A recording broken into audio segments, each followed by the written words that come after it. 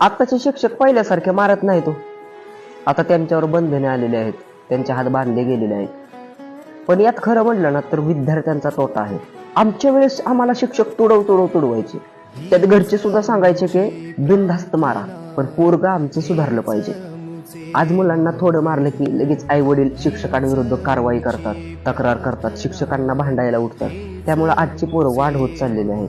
आज बघितले तर एवढी भयानक परिस्थिती झाली की आज शिक्षकांना मुलं वर्गात उलट बोलतात, शिक्षकांना गाठून मारायच्या चर्चा करतात, शिक्षकांना धमकी देतात.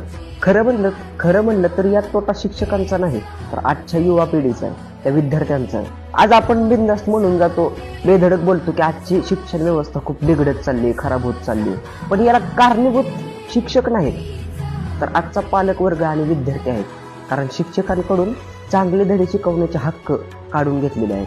त्यामुळे आज शिक्षक एवढंच